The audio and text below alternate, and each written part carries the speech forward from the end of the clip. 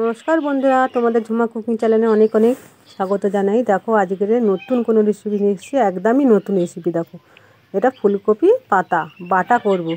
কিভাবে বাটা করব সেটা তোমরা ভিডিওটা দেখতে থাকো।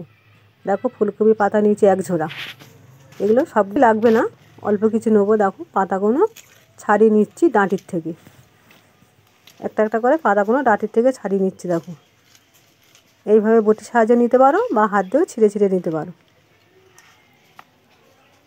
দেখো পাতাগুলো এইভাবে নিয়ে কেটে নেব। এইভাবে একটু কেটে নেব, কেটে নিলে বাটতে এটা সুবিধা হবে। এটা চাইলে তোমরা মিক্সিতেও পেস্ট করতে পারো। দেখো এইভাবে কেটে নিচ্ছি পাতাগুলো। এই রেসিপিটা একদমই নতুন রেসিপি। দেখো ফুলকপি পাতাটা তোমরা এইভাবে কেটে নেবে, কেটে এইভাবে বেটে রান্না করে খেয়ে দেখবে কী সুন্দর লাগে খেতে। দেখো পাতাগুলো আমার কাটা হয়ে গেছে, এবার এটাকে ধুয়ে আনবো। দেখো ডাঁটিগুলো ফেলে দিয়েছি, একটু ডাঁটি নিয়ে এসেছি, শুধু পাতাই নিয়েছি। দেখো পাতাগুলো এইভাবে কেটে নিয়ে এবার শিলে বেটে নেবো। শিলে বাটতে একটু কষ্ট হবে, তোমরা চাইলে মিক্সিতেও পেস্ট করতে পারো। দেখো এইভাবে বেটে নিচ্ছি। বন্ধুরা সম্পূর্ণ ভিডিওটা দেখতে থাকো, তাহলে বুঝতে পারবো আমি পাতাটা কী করে রান্না করলাম। এই পাতাটা বাটা করলে আমাদের বাড়ির সদস্যরা খুবই পছন্দ করে, আর গরম ভাতে খেতে খুব সুস্বাদুও লাগে।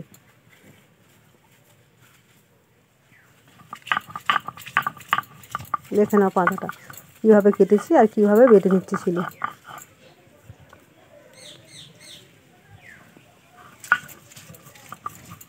দেখতে থাকো বন্ধুরা। দেখো পাতাটা আমার বাটা হয়ে গেছে। এবার দেখো এতে কী মশলা দিয়ে রান্না করব, দেখতে থাকো। কীভাবে রান্নাটা করব দেখতে থাকো।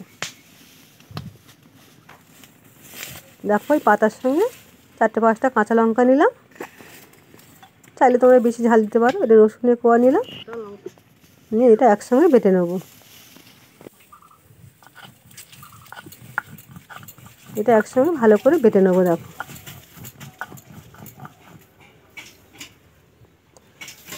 বন্ধুরা ভিডিওটা দেখতে থাকো তোমরা। দেখো আমার পাতাটা বাটা হয়ে গেছে। এবার কড়াই শেষ তেল দিচ্ছি। দেখো এটা আমি সাদা তেল দিচ্ছি, চাইলে তোমরা সরষের তেল দিতে পারো। এদিকে উনুনে ওদিকে ভাত হচ্ছে, এদিকে পাতাটা হচ্ছে। দেখো গরম তেলের উপরে দুটো শুকনো লঙ্কা দিলাম, একটু কালো জিরে দিলাম, দিয়ে এটাকে একটু ভেজে নেব। এরমভাবে রান্নাটা করে খেয়ে দেখবে বাড়িতে বন্ধুরা, খুবই ভালো লাগবে। এবার সেই কাঁচা লঙ্কা রসুন বাটাটা দিয়ে দিলাম। একটু ভালো করে ভাজতে হবে যাতে কাঁচা রসুনের গন্ধটা চলে যায়।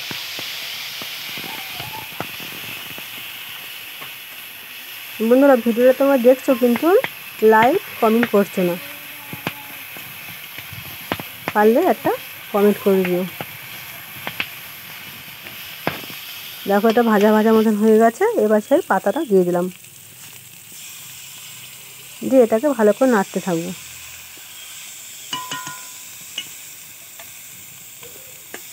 এটা যা লাগবে তো গরম ভাতের সঙ্গে খাওয়াটাই জমে যাবে দুপুরে।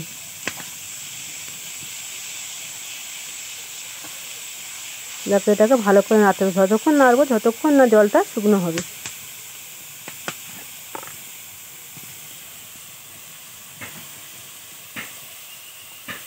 দেখো নুন দিলাম। তা বন্ধুরা তোমরা যদি চ্যানেলটা নতুন বন্ধু হয়ে থাকো, চ্যানেলটা সাবস্ক্রাইব করে দিও। দেখো স্বাদ মতো চিনি দিলাম, চিনিটা না দিলে ভালো লাগবে না খেতে। দেখো এটাকে নাড়তে থাকবো, যখন জলটা শুকনো হয়ে যাবে তখন এটা নামিয়ে নেব। একটু হলুদ গুঁড়ো দিলাম, সামান্য একটু হলুদ গুঁড়ো দিতে লাগবে, বেশি হলুদ দিলে কালারটা হলুদ হয়ে যাবে, সবুজ রঙটা থাকবে না।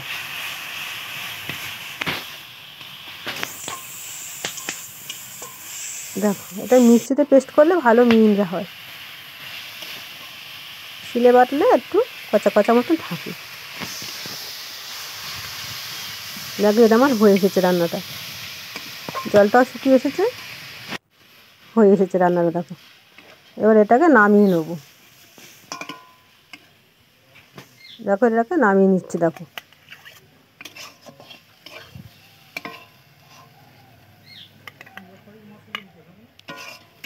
একবার বাড়িতে এরমভাবে রান্নাটা করে খেয়ে দেখবি।